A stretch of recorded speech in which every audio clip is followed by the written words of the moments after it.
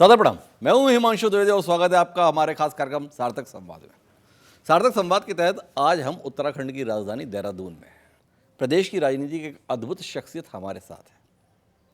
उत्तराखंड जो धरती प्रयोगों के लिए पिछले 20 साल से ख्यात है। न यहाँ की धरती किसी एक नेता पर विश्वास व्यक्त करती है, न यहाँ के नेता किसी एक पार्टी पर विश्वास व्यक्त कर पाते हैं, न पार्टी ही जनता और नेता के संदर्भ में अपना विश्वास कायम रख पाती है। इन सब के बीच में एक ऐसा राजनीतिज्ञ आज हमारे साथ मौजूद है जिसके प्रति पार्टी को भी भरोसा है, इस शख्स को भी पार्टी पर भरोसा रहा। और आश्चर्य की बात ये रही कि विगत 20 वर्ष से जनता का इस नेता पर और नेता का जनता पर भरोसा भी बरकरार रहा। हमारे साथ भारतीय जनता पार्टी के प्रदेश अध्यक्ष मदन कौशिक इस समय जुड़े हुए हैं। मदन कौशिक जी पहली बार वर्ष 2002 में विधायक बने थे और वह सिलसिला अब तक कायम है। तो मदन जी बहुत बहुत स्वागत है आपका। बहुत बहुत नमस्कार जी। तो जिस शुरुआत में हमने कहा कि उत्तराखंड जहाँ के संदर्भ में 20 साल का कुल सफ़र, उसमें भी 11 मुख्यमंत्री देखना नसीब में आया, कितनी सरकारों का बनना और बिगड़ना देखने में आया। ऐसे में आपसे पार्टी के संदर्भ में तो बात करेंगे, पर आपके संदर्भ में बात कर लेते हैं। ये संभव कैसे हो पा रहा है? क्या आप जो एक बार विधायक बने तो लगातार बने ही हुए हैं? थोड़ा समझाएंगे जो अब बाकी लोग नहीं समझ पाए आपके साथ के राजनीतिक, आप कैसे क्या समझ गए? देखो द्विवेदी भाई, ये सही है कि राजनीति में जब व्यक्ति आता है तो अनेक प्रकार की चुनौती उसके सामने रहती है। 2000 में मैं पार्टी का जिलाध्यक्ष बना, राज्य बनने के समय मैं जिलाध्यक्ष बना, महामंत्री भी रहा हूँ पार्टी का। मुझे जानकारी नहीं थी कि मुझे टिकट देगी पार्टी ने। कुशाभाऊ ठाकरे प्रभारी थे जी। उन्होंने बातचीत करने के लिए मुझे दिल्ली बुलाया और कहा कि शायद तुम चुनाव लड़ सकते हो तो क्या रहेगा। तो मैंने भी कहा जो सभी लोग कहते हैं कि बस मुझे दोगे तो जीत जाएंगे, बाकी का तो मुझे पता नहीं। और मुझे टिकट दिया और वास्तव में बड़ा उस समय तक भी बड़ा कठिन रहता है, लेकिन मुझे क्या हार होती है, क्या जीत होती है, कैसे हार होती है, कैसे जीत होती है, इस सबसे अलग हटके मैं अपने चुनाव में लग गया और 31% वोट मुझे मिले और उसमें मैं विधायक बन गया। जी। उसके बाद मैंने क्षेत्र में कैसे मेहनत होती है, जनता से कैसे जुड़ना होता है, जनता के साथ कैसे भाव रखना चाहिए, जनता के साथ कैसे आगे बढ़ना चाहिए, ये मैंने जनता से सीखा। और मेरे सौभाग्यशाली हूँ कि हरिद्वार की जनता ने मुझे असीम स्नेह और प्रेम दिया। जहाँ पहली बार मुझे 31% वोट में विधायक बना, तो दोबारा जब चुनाव हुए तो 48%, तीसरी बार हुए तो मैं 52% पर बना और लास्ट में तो अब मुझे 69 यानी लगभग 70% वोट पर 72% के करीब वोट आपको मिले। मैं एकदम अच्छे वोट मिले मुझे। तो इस प्रकार से जनता के बीच में रहकर उनका विश्वास अर्जित करना, ये किसी भी राजनीतिज्ञ के लिए बड़ा काम होता है जी। और जनता के प्रति विश्वास पैदा करना और अपने प्रति विश्वास पैदा कराना, ये दोनों चीज़ एक दूसरे से लिंक है। तो मैं सौभाग्यशाली हूँ कि मैंने जनता के प्रति विश्वास पैदा भी किया और अपने प्रति विश्वास पैदा कराया भी है। आगे भगवान की इच्छा क्या होगा। तो आप इतने सौभाग्यशाली हैं, पर आपकी पार्टी इतनी सौभाग्यशाली साबित क्यों नहीं हुई? आपकी पार्टी जब राज्य की स्थापना हुई तो सत्ता में आई, पर उसके बाद चुनाव हुए, जनता का भरोसा आपकी पार्टी के साथ नहीं रहा। फिर 2007 में पार्टी ने भरोसा कर लिया तो 2012 में फिर जनता को अपनी गलती का एहसास हो लिया और 2017 में फिर पार्टी पे जनता ने भरोसा किया है। तो अब 2022 निकट है, सिलसिला रहेगा या कुछ बदल जाएगा? ये सही है कि जब राज्य बना, राज्य बनाने वाली भारतीय जनता पार्टी थी। राज्य बनाया ही नहीं, राज्य बनाते ही एक विशेष पैकेज दिया, औद्योगिक पैकेज दिया और शायद उस समय सरकार ना आना हमारे लिए बड़ा शौक था, आश्चर्य था कि जिस पार्टी ने राज्य बनाया हो, जिस पार्टी ने विशेष पैकेज दिया हो, जिस पार्टी ने आधार दिया हो, वो सरकार ना बना पाए। वास्तव में हमारे लिए भी एक शौक था। लेकिन इस बार मुझे पूरा लगता है कि 2022 में हम लोग 17 जैसी विजय प्राप्त करें। इसका कारण है जी, इसका कारण है कि डबल इंजन की जो सरकार है उसने राज्य के अंदर एक मजबूत आधार दिया है, मजबूत इंफ्रास्ट्रक्चर दिया है, मजबूत काम दिए हैं। 80-90 हज़ार करोड़ के ऐसे काम जो राज्य के अंदर इस समय हमारे डबल इंजन के आशीर्वाद से चल रहे हैं। जी। राज्य के अंदर हम लोगों ने पिछले 4.5 साल में हर क्षेत्र में एक आधारभूत एक व्यवस्था बनाई है, लेकिन हमने उस पर एक अच्छी इमारत खड़ी हो, इस पर भी काम किया है। अगर हमने युवाओं के क्षेत्र में 8 लाख रोजगार दिए, तो हमने युवाओं को पलायन रोकने के लिए उनके क्षेत्र में ही हम कुछ काम दें, इस पर काम किया है। पलायन आयोग बनाया, तो उसके आधार पर हमने गांव में रिवर्स पलायन कैसे हो, इस पर काम किया है। हमने मुख्यमंत्री स्वरोजगार योजना बनाकर हमने उन्हीं क्षेत्रों में काम शुरू किया है, इससे कुछ बेनिफिट हुआ है। महिलाओं को स्वयं सहायता समूह के माध्यम से 0% पर ऋण दिया, तो हम लोगों ने बद्रीनाथ, गंगोत्री, यमुनोत्री, केदारनाथ, जागेश्वर धाम, ऋषिकेश, हरिद्वार ऐसे सारे स्थानों से उन स्वयं सहायता समूह को जोड़कर प्रसाद बनवाना प्रारंभ किया। तो महिलाओं को, हजारों महिलाएं हमने रोजगार से जोड़कर उन्हें एक मजबूत आधार दी। जहां प्रधानमंत्री जी ने किसानों की आय दुगनी हो, इसके लिए किसान सम्मान निधि और अन्य प्रकार के अनेक कार्य किए, वहीं हमने भी किसानों के लिए भारत सरकार के साथ जुड़कर, आदरणीय प्रधानमंत्री के साथ जुड़कर 0% पर ऋण की उपलब्धता उनको कराएं, अच्छा उनको बीज उपलब्ध कराएं, उनके लिए पहाड़ में अलग से व्यवस्था बनाएं, प्लेन में अलग से व्यवस्था बनाएं। तो इस प्रकार से किसानों के लिए काम किया, यानी युवा हो, महिला हो, किसान हो, उद्योगपति हो, उद्योग लगने वाले हों, सबके लिए सरकार ने 4.5 साल में काम किया। इसके साथ साथ हमारे पास यहाँ मजबूत आधार एक संगठन का है, यानी आप कहें ये हमारा उत्तराखंड राज्य में टेस्टेड कार्य करता है। हमारे पास 11,235 बूथ है, उस पर बूथ समिति है। तो हमारे पास 2365 हमारे पास शक्ति केंद्र है, उसके पास हमारे शक्ति केंद्र की टीम है जी। हमारे पास पन्ना प्रमुख है, तो हमारे पास 252 मंडलों की पूरी कार्यकारिणी है। हमारे पास 14 जिलों में पूरा अगर हमारा है, तो प्रदेश का एक मजबूत आधार है। यानी संगठन के मामले में हम अन्य दलों की अपेक्षा बहुत आगे खड़े। ये मजबूत संगठन, सरकार का काम, डबल इंजन का आशीर्वाद, मोदी जी का आशीर्वाद, इस सब के कारण मैं कह सकता हूँ 17 जैसी विजय हमें इस बार मिलेगी। और हम उस सारे जो आपने कहा है कि राज्य में निर्णय लेने का, इस बार हमें पूरा विश्वास है कि आपकी इस बात को हम झूठ साबित करने में सफल हो जाएं कि जो आपने हमें कहा है कि इस बार क्या होगा, हम निश्चित रूप से इस बार जीतने जा रहे हैं। मदन जी, आप पार्टी के प्रदेश अध्यक्ष हैं, हरा हरा देखना आपकी जिम्मेदारी का हिस्सा है, तो आप देख रहे हैं। देखिए, आप जिस डबल इंजन सरकार की बात कर रहे हैं, उसमें से एक इंजन फेल रहा है, ये तो आपकी पार्टी ने खुद ही माना हुआ है। 5 साल के लिए सरकार चुनी गई थी, त्रिवेंद्र सिंह रावत जी को जिम्मेदारी दी गई थी। 4 साल बाद पार्टी नतीजे पे पहुंची, काम ठीक नहीं हुआ, त्रिवेंद्र सिंह रावत जी को घर बिठा दिया। तीरथ सिंह रावत जी को लाए, 4-5 महीने उनसे काम कराया, वो इंजन भी नहीं चला, उनको भी घर बिठा दिया। फिर अब समय काटने के लिए आखिरी 4 महीने के लिए धामी जी आए। तो 2 इंजन, डबल इंजन की जो दमदारी से बात मदन कौशिक जी कर रहे हैं, वो 4.5 साल की विफलता तो स्वयं आपकी पार्टी ने मानी हुई है। जनता भरोसा कैसे करेगी? नहीं, इंजन तो टेस्टेड है जी, इंजन तो मजबूत है, इंजन गारंटीड है जी। हमने इंजन के ड्राइवर चेंज किए। देखिए, पार्टी में दायित्व परिवर्तन होना, ये हमारी पार्टी में एक सामान्य प्रक्रिया का हिस्सा है। आप देखेंगे, आज जो गृह मंत्री हैं वो अध्यक्ष थे जी, जो अध्यक्ष हैं वो स्वास्थ्य मंत्री थे जी। दायित्व परिवर्तन होना इस पार्टी की एक सामान्य प्रक्रिया का हिस्सा है जी। इसलिए हमारा पार्टी का काम मैनिफेस्टो के आधार पर होता है जी। हमारी नीतियों के आधार पर होता है। हमने मैनिफेस्टो बनाया, उसके आधार पर हमारी गाड़ी टेस्टेड इंजन के साथ चली जी। बीच में पार्टी को लगा कि हमें जो ड्राइवर है उसको थोड़ा चेंज करना है, उसको दायित्व कहीं और देना है जी। दूसरी जगह उससे काम लेना है। 24 घंटे में निर्णय हुआ। कहीं आपने इतना सा भी चू नहीं सुना होगा। अगर दूसरी बार कुछ टेक्निकल प्रॉब्लम आ गई, चुनाव की दृष्टि से जो संवैधानिक एक थोड़ी दिक्कत आ गई जी। उसके कारण उनको इस्तीफा देना पड़ा। इस्तीफा देने के बाद 24 घंटे में तीसरा निर्णय हो गया जी। और एक युवा मुख्यमंत्री बने। युवा मुख्यमंत्री बनने के बाद कहीं आपने जरा सा नहीं सुना होगा, शपथ हुई, सब लोगों ने शपथ ली और काम करना शुरू कर दिया। चाहता तो हूँ कि आपकी बात पे भरोसा करूँ। आपने बड़े सैद्धांतिक तौर पे बात कहने की कोशिश की कि दायित्व परिवर्तन किया गया। ये दायित्व परिवर्तन किस तरीके से? त्रिवेंद्र सिंह रावत तब से घर में बैठे हुए ही दिखाई दे रहे हैं। कोई दायित्व मिला हो ऐसा मदन कौशिक जी बता पाएँ तो हमारी भी जानकारी में इजाफा हो। तीरथ सिंह रावत तकनीकी कारणों से दिक्कत आई इसलिए बदल गए, पर देश में तो सब जगह उपचुनाव करा लिए गए। ममता बनर्जी को मुख्यमंत्री बनाए रखने के लिए चुनाव हो सकता है, तीरथ सिंह रावत जी मुख्यमंत्री रह पाए उसके लिए चुनाव नहीं हो सकता। थोड़ा यकीन करना मुश्किल है।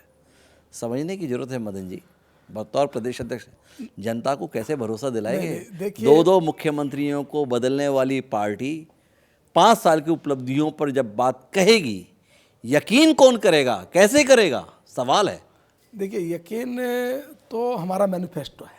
जी हमारे 3 मुख्यमंत्री बदले, लेकिन हमारी पार्टी में जो नीतियां हैं, हमें गैरसैंण के लिए हमें ग्रीष्मकालीन राजधानी बनाना है, हमारा मैनिफेस्टो कहता था। जी मुख्यमंत्री त्रिवेंद्र जी रहे हों, तीरथ जी रहे हों, धामी जी रहे हों, उसी पैटर्न पे हम आगे बढ़ रहे हैं। जी हमने अगर पलायन आयोग का गठन किया, हमने कहा था हम पलायन आयोग का गठन करेंगे, तो त्रिवेंद्र जी हों, तीरथ जी हों, धामी जी हों, उसी पर आगे बढ़ रहे हैं। जी हम लोगों ने कहा हम किसानों की आय दुगना करेंगे, त्रिवेंद्र जी हों, तीरथ जी हों, धामी जी हों, उसी पर आगे बढ़ रहे हैं।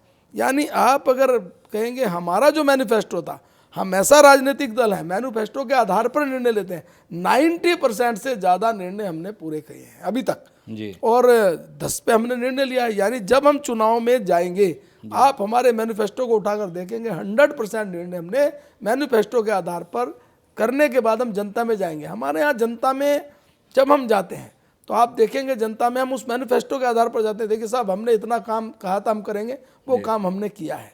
और ये दायित्व परिवर्तन हमारे यहाँ कोई ऐसा नहीं कि उत्तराखंड में ही है। आपने देखा गुजरात में हमने पूरा मंत्रिमंडल बदल गया, मुख्यमंत्री सहित। जी हमारे देखा देखी यदि कांग्रेस ने पंजाब में निर्णय लिया तो वर्टिकल डिवीजन हो गया। जी तो और अन्य राजनीतिक दलों में सामान्य प्रक्रिया नहीं है, हमारे यहाँ दायित्व मिलना ये सामान्य प्रक्रिया है।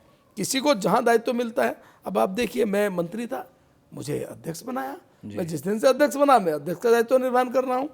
जो अध्यक्ष थे उनको मेरी जगह मंत्री बनाया, वो मंत्री का दायित्व निर्वहन कर रहे हैं।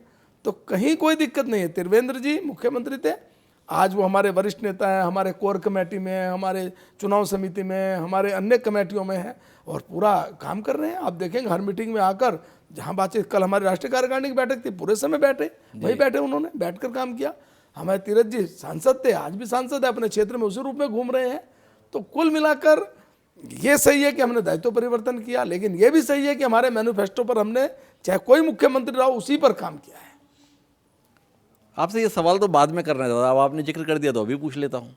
आपने अपना उदाहरण देते हुए बताया, मैं मंत्री था, फिर प्रदेश अध्यक्ष बना दिया गया, 2002 में विधायक बने, 2002 से लेकर आज 2021 है, मदन कौशिक विधायक के तौर पर लगातार बने हुए हैं, मंत्री बना दिए गए, प्रदेश अध्यक्ष बना दिए गए।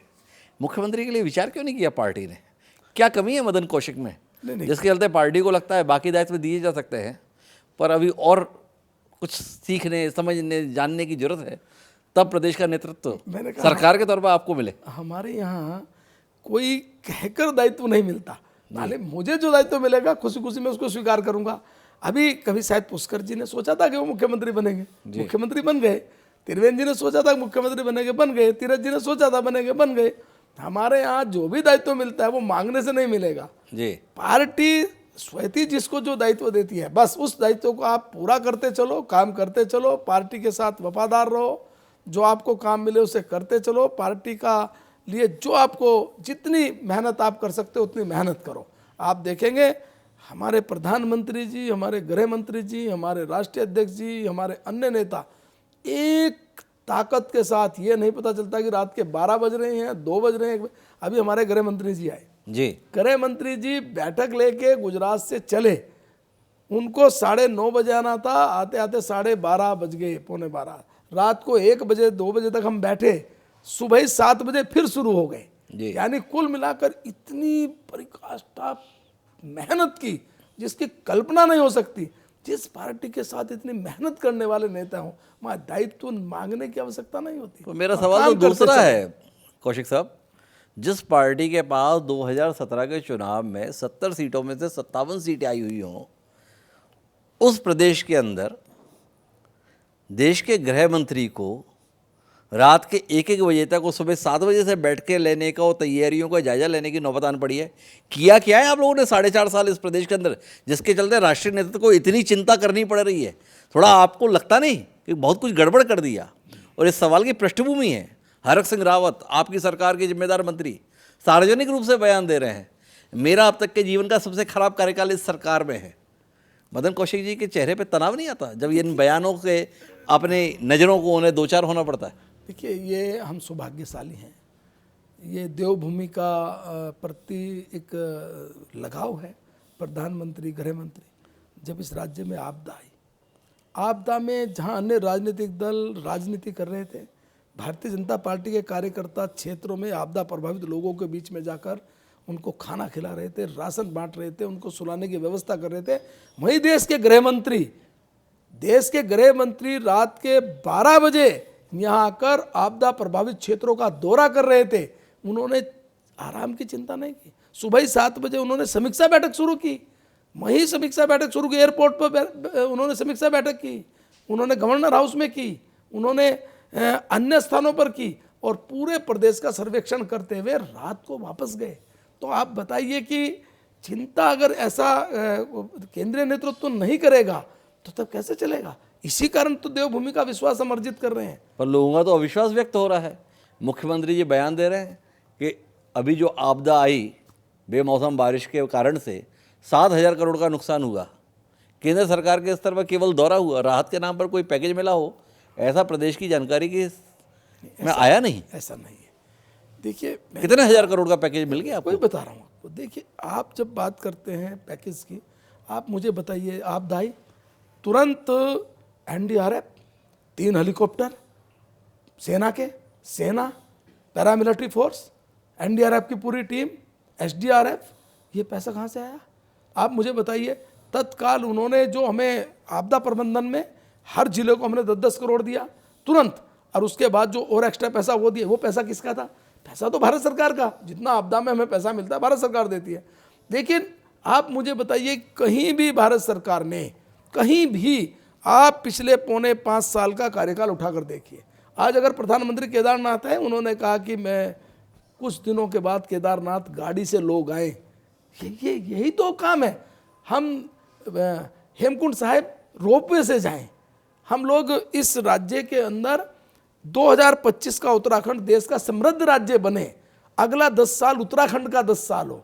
10 साल में आने वाला टूरिस्ट पिछले 100 साल से ज़्यादा टूरिस्ट जितने एक साथ आए वो 10 साल में आए। ये ऐसा राज्य बनाने की परिकल्पना प्रधानमंत्री, गृह मंत्री की है। इसलिए राज्य के प्रति उनका भाव, उनके द्वारा योजनाएं, उनके द्वारा राज्य को दिया जाने वाला आशीर्वाद वो कहीं से कमज़ोर नहीं है। इसीलिए आप कहेंगे पैकेज में कहीं कोई कमी नहीं। आप मुझे बताइए, आपदा आई, हमने तत्काल आपदा प्रभावित क्षेत्रों में जितना पैसा देना था तत्काल दिया।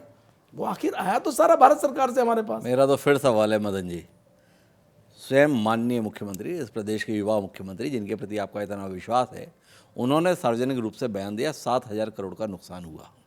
और 7,000 करोड़ के एवज में इस प्रदेश भाजपा के मुखिया मदन कौशिक जी इस कार्यक्रम में बता रहे हैं, क्या चिंता की बात है। हर जिले को 10-10 करोड़ दिए गए, 13 जिले, हर जिले के हिस्से में अगर 10 करोड़ तो कुल 130 करोड़, 7,000 करोड़ का नुकसान, 130 करोड़ रुपए मिलने के साथ संतुष्ट हैं मदन कौशिक जी? या उन्हें लगता है कि नहीं, इस प्रदेश को ज्यादा की जरूरत है, द्विवेदी जी, थोड़ा मन और उदार करने की जरूरत है? जी, ऐसा नहीं है जी। आप मुझे बताइए कि राज्य के अंदर 11,000 करोड़ सड़कों का आया जी। राज्य के अंदर अन्य हमारी जो सड़कें उनके लिए अलग से आया। राज्य के अंदर हमारे पास अभी 1,000 करोड़ से ज़्यादा मेडिकल के क्षेत्र के लिए अलग से पैसा दिया। वो पैसा भी राज्य को ही मिला है ना जी। आप ये मानकर चलिए कि आपदा के लिए जो उन्होंने टेक्निकल सर्वे हमारा भी हुआ है जी, उसके लिए भी अलग से पैसा हमें मिलेगा। लेकिन साथ साथ राज्य को किसी चीज़ की कमी नहीं आने दी। भारत सरकार में आप देखेंगे, किसी फील्ड में उठाइए, अगर आप किसी भी क्षेत्र में, किसी भी विभाग को कहीं भी आप जाएंगे, जितना पैसा राज्य की आवश्यकता के अनुरूप हम डिमांड करते हैं उतना पैसा भारत सरकार तत्काल हमें स्वीकृत करती है। ये मैंने कहा कि इसलिए डबल इंजन का मैं एहसास करा रहा हूँ। डबल इंजन के कारण पिछले 4.5 साल में मैंने कहा कि 1,00,000 करोड़ से ज़्यादा का इंफ्रास्ट्रक्चर के काम इस समय राज्य में भारत सरकार के द्वारा चलाए जा रहे हैं। इस समय 1,00,000 करोड़ के काम चलाए जा रहे हैं। लेकिन कुल मिला के अगर आप 3 महीने बाद जब चुनाव में जाने वाले हैं मदन जी, किन उपलब्धियों को लेकर जाएंगे? ऐसा क्या है बताने के लिए जो 2017 से 2022 के बीच में आप कर पाए? आप 2025 में हम ऐसा कर देंगे, इसी कहानी को लेकर जाएंगे? नहीं। या 2007 से लेकर 2021 तक ये काम आपकी पार्टी और आपकी सरकार ने मौका मिलने पर किया, ये भी कुछ बताने के लिए मदन कौशिक जी के पास है? हमारे पास देखिए, हम 2 स्तर पर इसको देखेंगे जी। राज्य सरकार के काम, भारत सरकार के काम। जब हम राज्य सरकार के काम जाएंगे तो स्वरोजगार के क्षेत्र में 8 लाख लोगों को रोजगार देना, आगे उनको रोजगार देने के लिए तैयार करना, महिलाओं के लिए स्वावलंबी बनाना, युवाओं को रोजगार से जोड़ना, पलायन को रोकना, किसानों की इनकम दुगुना करना। जब हम भारत सरकार की योजनाओं पर आएंगे तो 4 धाम की एक शानदार ऑल वेदर रोड बनाना, ऋषिकेश से कर्णप्रयाग हम ट्रेन के माध्यम से जाना, कनेक्टिविटी के क्षेत्र में आप देखेंगे हेलीपैड, एयरपोर्ट अच्छे से अच्छे निर्माण करके उन पर कुछ काम चल रहा है, कुछ हो गया है। कनेक्टिविटी हमारी मजबूत जिस रूप में बनी है, डबल लाइन हमने बनाई है, देवबंद से हरिद्वार तक के लिए, दूसरी रुड़की तक के लिए दूसरी रेलवे लाइन तैयार हो गई है, उस पर काम चल रहा है। आप देखेंगे मेडिकल के क्षेत्र में पिथौरागढ़, अल्मोड़ा, हरिद्वार के लिए नए मेडिकल कॉलेज देना। यानी कुल मिलाकर आप देखेंगे भारत सरकार के लिए, राज्य सरकार के लिए हमारे पास जो 4.25 साल की उपलब्धियां हैं वो इतनी अद्भुत हैं। हम इसी के आधार पर जनता का विश्वास प्राप्त करने के लिए जनता के बीच में जा रहे हैं और मुझे विश्वास है कि वो विश्वास हम प्राप्त करेंगे। आप जनता के बीच विश्वास प्राप्त करने के लिए जा रहे हैं और आपके नेता आपकी पार्टी छोड़ के कांग्रेस में जा रहे हैं। जो जिम्मेदार मंत्री थे, विधायक थे, वो इस समय कांग्रेस में अपना भविष्य ढूंढ रहे हैं। क्यों हो रहा है ऐसा कुछ मदन जी? देखिए क्या है कि जैसा भाई साहब आप भी चर्चा क्या करते हैं, हमारे पास 3 विधायक आ गए उनके जी, उनकी चर्चा कहीं नहीं है। आप मुझे बताइए, इसी बीच में उनके 3 विधायक जी हमारी पार्टी में शामिल हुए जी, उनके साथ 250 प्रमुख नेता शामिल हुए, हमने शामिल कराए और शामिल होने के बाद उसे भी बीच में बोलता हूं मैं। हाँ पूरे देश में ही चलन चल रहा है, तमाम राज्यों में ये चलन चल रहा है कि लोग अपनी मूल पार्टियों को छोड़ छोड़कर भाजपा में जा रहे हैं। पर उत्तराखंड में ही ऐसी नज़ीर देखने को हमें मिली कि सरकार का एक मंत्री और उसका विधायक बेटा भाजपा को छोड़कर कांग्रेस में चला गया। इसलिए जो प्रवाह के विपरीत हो रहा है उस पर चर्चा होगी। और मदन जी जैसा अगर एक जिम्मेदार व्यक्ति हमें मिल रहा है तो उस पर सवाल पूछा ही जाएगा और मदन जी से समझने की कोशिश की जाएगी कि धारा के विपरीत ये काम हुआ क्यों।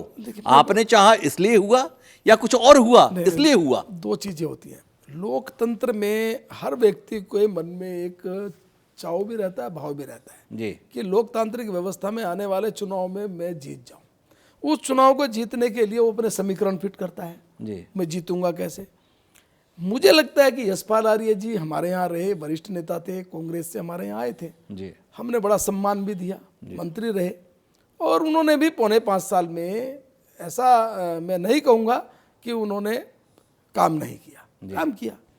बाद में उनको ऐसा लोकतांत्रिक व्यवस्था में लगा कि जो समीकरणों के आधार पर, अनेक प्रकार के आंदोलन के आधार पर, अनेक प्रकार की व्यवस्था के आधार पर शायद उनको ऐसा लगा होगा कि वो चुनाव लूज कर सकते हैं। मुझे ऐसा लगा।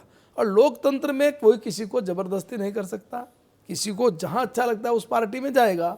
अगर उनको अच्छा लगा वो उस पार्टी में गए, हमने उनको जबरदस्ती कहीं रोका नहीं। जो हमारे यहाँ है जबरदस्ती लेकर नहीं आए। जिनको नरेंद्र मोदी जी की नीतियों में विश्वास है, जिनको भारतीय जनता पार्टी की नीतियों में विश्वास है, वो आए, उनका स्वागत है। और यशपाल आर्य जी को लगा तो वो गए, हमने उनको रोका नहीं। लेकिन ये मैं कह सकता हूँ कि आप विश्वास रखिए, भारतीय जनता पार्टी में आज भी ऐसे अनेक लोग हैं जो दूसरे दलों से आ रहे हैं। अगर उनको हमने कोई शर्त नहीं रखी, यदि वो बिना शर्त नरेंद्र मोदी जी की नीतियों में विश्वास करके आते हैं तो निश्चित रूप से हम उनका स्वागत करेंगे। मेरा एक सवाल है, उत्तराखंड की राजनीति को लेकर बात है, उत्तराखंड राज्य के संदर्भ में बात है, उत्तराखंड राज्य की भारतीय जनता पार्टी के प्रदेशाध्यक्ष के साथ संवाद है, फिर भी हर बातचीत में आप नरेंद्र मोदी और नरेंद्र मोदी का उल्लेख करना नहीं भूलते। प्रदेश के स्तर पे क्या कमी महसूस होती है मदन कौशिक जी, जिसके कारण से उन्हें लगता है कि अगर तरना है तो नरेंद्र मोदी का नाम जपना है? बनेगी नहीं बात, त्रिवेंद्र जी, तीरथ जी या धामी जी से बात बनती नहीं। देखिए, नमो नमो करना जरूरी है। जिसके पास नरेंद्र मोदी जी जैसा गौरव, जिसके पास नरेंद्र मोदी जी जैसा मजबूत नेता हो, जिस पार्टी के साथ जिसका पूरी दुनिया में एक मजबूत नेता के तौर पर सम्मान हो, जिन्होंने भारत के गौरव, स्वाभिमान और सम्मान को बढ़ाने का काम किया, क्या हम ऐसे नेता पर गौरव भी ना करें? क्या हम अपने ऐसे नेता का नाम भी ना लें? आप मुझे बताइए, आज अगर नरेंद्र मोदी हमारे पास है तो हम 10 बार नहीं 1000 बार कहेंगे नरेंद्र मोदी हमारे नेता हैं, नरेंद्र मोदी देश के नेता हैं, दुनिया के नेता हैं, भारत के गौरव हैं, भारतीय जनता पार्टी के बड़े नेता हैं। हम क्यों नहीं नाम लेंगे उनका, 10-10 बार नाम लेंगे और लेना भी चाहिए। ऐसा नहीं है, आज हमारे पास प्रदेश में नेता बहुत हैं, लेकिन नरेंद्र मोदी जी भी हमारे नेता हैं, हमारे गौरव हैं। तो इसलिए द्विवेदी जी उनके नाम नरेंद्र मोदी लेना आप जरूरी है। नरेंद्र मोदी जी आपके पास हैं, नरेंद्र मोदी जी आपके गौरव हैं, पर इसके बावजूद भी जब शहर में, उत्तराखंड के गांव में, गलियों में हरीश रावत निकल रहे हैं तो भीड़ दिख रही है। गौरव आपके पास में है, भीड़ कांग्रेस के नेता हरीश रावत के साथ दिखाई देती है।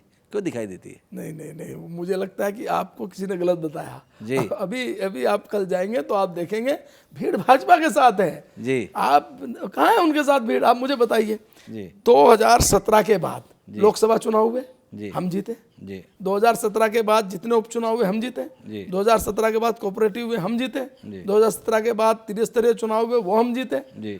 2017 के बाद राज्य में जितने भी चुनाव हुए, लोकतंत्र में क्या होता है, लोकतंत्र में किसी भी लोकतांत्रिक व्यवस्था के अंतर्गत जो पार्टी चुनाव जीतती है उसके प्रति माना जाता है कि अच्छा काम किया जी। है। तो कहाँ है भीड़ उनके साथ? उन्होंने कुछ जीता तो नहीं है, जी। तो भीड़ कहाँ है उनके साथ? भीड़ नहीं है उनके साथ, भीड़ भाजपा के साथ है। तो भीड़ आपको भाजपा के साथ दिखाई दे रही है, लेकिन मैं इस बातचीत को थोड़ा और दिशा में ले जाने की कोशिश करता हूँ। राज्य गठन के बाद से उत्तर प्रदेश में जब ये राज्य था, हिस्सा था, तो चतुष्कोणीय या बहुकोणीय संघर्ष होता था। समाजवादी पार्टी भी थी, बहुजन समाज पार्टी भी थी, राष्ट्रीय लोकदल भी था, कांग्रेस भी थी, भाजपा भी थी। पर उत्तराखंड जब अलग राज्य बना तो आमने सामने का संघर्ष रहा, भारतीय जनता पार्टी और कांग्रेस के बीच में मुकाबला रहा। इस बार आम आदमी पार्टी भी अपना वजूद साबित करने के लिए प्रयत्नशील है। केवल प्रयास रहेगा या ज़मीन पर कुछ दिख भी पाएगा? क्या आकलन है मदन कौशिक जी का? देखिए, दो चीज़ें हैं। जब हम राजनीति में जाते हैं तो राजनीति में किसी भी राजनीतिक दल का जनता के प्रति विश्वास को 1 दिन, 2 महीने, 2 साल या 4 महीने में नहीं मिलता। हम एक मजबूत संगठन है, मजबूत आधार पर काम कर रहे हैं, राज्य की जनता का विश्वास हमने प्राप्त किया है। केवल आप 4 महीने, 6 महीने में आकर और केवल नारेबाजी करके जनता का विश्वास प्राप्त करें, ये मुझे नहीं लगता कि संभव हो पाएगा। उत्तराखंड जैसा राज्य जहाँ हर घर में से एक व्यक्ति देश की सीमा की रक्षा कर रहा है, उत्तराखंड जैसा राज्य जहाँ एक देवभूमि के रूप में जानते हैं, मुझे लगता है कि वो विश्वास अन्य राजनीतिक दलों को शायद नहीं मिलेगा केवल नारेबाजी करने से या नारे देने से कि हम ये करेंगे, हम वो करेंगे। अगर आपको वो करना ही है, आपने कहा कि हम बेरोजगारी दूर करेंगे, 5,000 देंगे, आप जहाँ सरकार में वहाँ नहीं आपने किया। यहाँ कहने से क्या होता है? आप पहले वहाँ करिए ना जिस राज्य में आप हैं, वहाँ आपने करा नहीं है, यहाँ आप नारेबाजी कर रहे हैं। इसलिए मुझे नहीं लगता कि उसको कोई आधार मिलने वाला है। मैं बातचीत को आखिरी दौर में ले जाने की कोशिश करता हूँ और आपसे वर्तमान नेतृत्व के संदर्भ में बात करना चाहता हूँ। आपने बताया कि इंजन तो हमारा बढ़िया काम कर रहे हैं, बस ड्राइवर हम बदल देते हैं। तो ये जो तीसरा ड्राइवर आपने लगाया है, कितनी अवधि का है? इसके संदर्भ में भी मदन कौशिक जी कुछ बता सकते हैं? चुनाव कराने तक है या चुनाव के बाद तक है? थोड़ा उसका भी खुलासा हो चुनाव सकता के है? बाद तक रहेंगे जी। हाँ, ये पूरा समय रहेंगे, चुनाव के बाद भी रहेंगे। ऐसा क्या कारण है कि जिसके कारण से आपको लगता है कि पुष्कर सिंह धामी तो जो है चुनाव के बाद भी रहेंगे? पहले वाले जो ड्राइवर थे वो पूरा कार्यकाल नहीं कर पाए। देखिए, जिनके हम नेतृत्व में चुनाव लड़ेंगे जी। स्वाभाविक तौर पर वो एक आगे कंटिन्यू करेंगे। जी। मैंने फिर भी कहा कि भारतीय जनता पार्टी एक इस तरह की पार्टी है जहाँ कोई भी निर्णय सामूहिक और मिल बैठकर लिया जाता है।